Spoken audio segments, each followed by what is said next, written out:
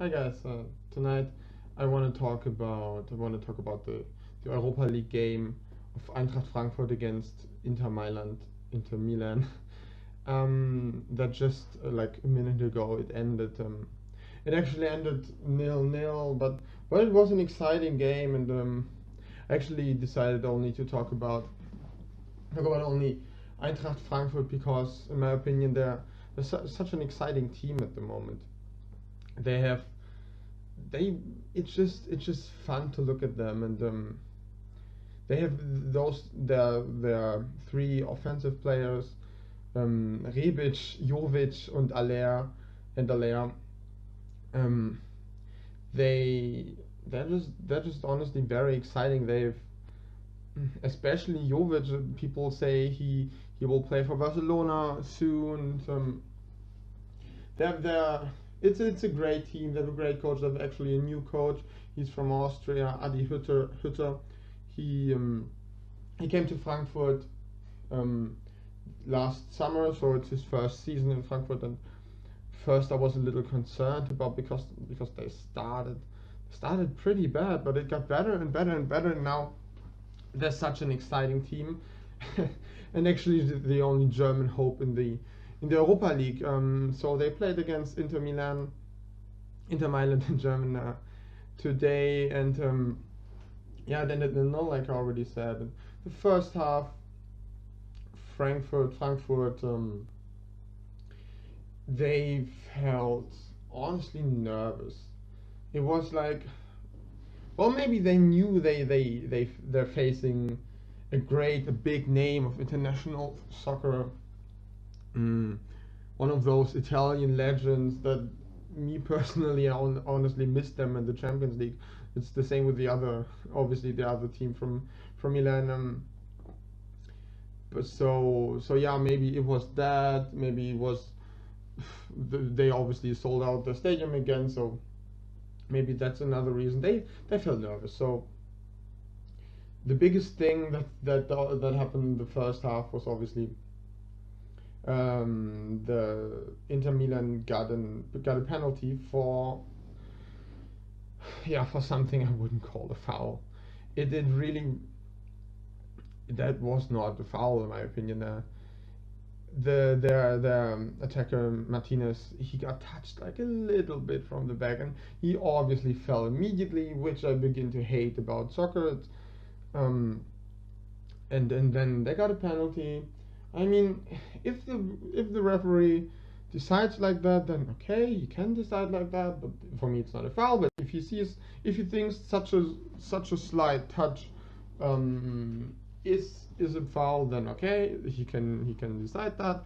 So they shoot, and Trapp got the ball. It was no goal, and Frankfurt was obviously very happy for Kevin Trapp is obviously Frankfurt's goalkeeper. So yeah, the game went on, and it kept being a little nervous. And well, after the break in the second half, everything changed. Frankfurt began to play very, very motivated, very, very powerful. And in the second half, they could have, and in my opinion, should have won that game. And then the most infuriating thing happened.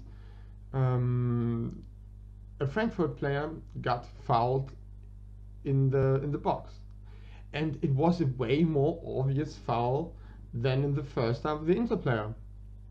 And with this time, the referee thought, no, there was not a foul, no penalty, and everybody was furious.